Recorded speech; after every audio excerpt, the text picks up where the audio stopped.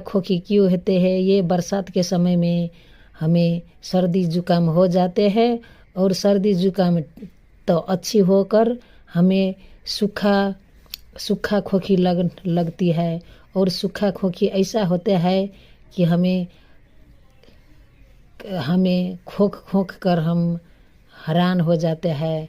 हमारे साथियों दोस्तों मीटिंगों में चाहे लज्जित हो जाते हैं। इससे बचने के लिए और हम कहीं पर गए हैं अपने दोस्तों रिश्तेदारों पर, वहाँ पर हम कुछ बोलने चाहते हैं और हमें बोलने नहीं देते हैं। हम खास कर हमें परेशान हो जाते हैं।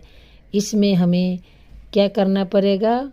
ये ड्राई काउथ में ही नहीं, ये रेनी नोज में भी बहुत आराम मिलता है। हमने इसके रेनी नोज और ड्राई काउथ में भी प्रयोग किया है। दोनों में ये बहुत लाभ होता है। क्या क्या लेंगे? तो हम इसमें ये 3 पिपला लेंगे, बहुत नहीं लेना पड़ेगा, ये 3 ही लेना पड़ेगा।